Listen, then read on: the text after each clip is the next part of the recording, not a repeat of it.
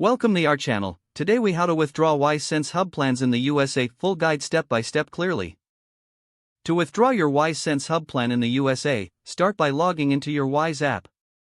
Make sure you are using the correct account associated with your Wyze Sense hub. Once you are logged in, navigate to the Account tab located at the bottom right corner of the screen. In the Account menu, look for the Wyze Sense option and select it. You should see a list of your current subscriptions or plans associated with your Wyze Sense hub. Find the plan that you wish to withdraw from. Tap on the plan to view the details and options. Look for a button or link that says Manage Subscription or Cancel Plan. Select that option to proceed with the withdrawal process.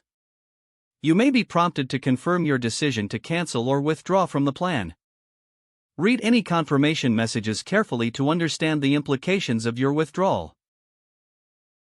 If required, follow any additional on-screen instructions to finalize the withdrawal.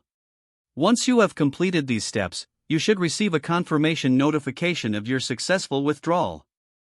Check your email for any confirmation details related to the cancellation. Remember to check your subscription status to ensure it has been updated in your account. If you encounter any issues, consider reaching out to Wyze customer support for assistance. They can provide additional guidance and support regarding your withdrawal. If the page does not load, refresh the browser or try again in a private or incognito window. Make sure you are using the correct email address, then retype it carefully to avoid small typos. If your password is not accepted, use the reset option and create a new strong password you can remember.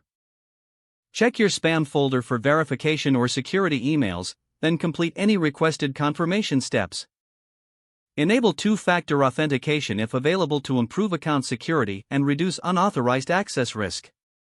After signing in, review your profile details so your contact information and settings are accurate and current. If you see an error message, note it down and try again after restarting your device and internet connection.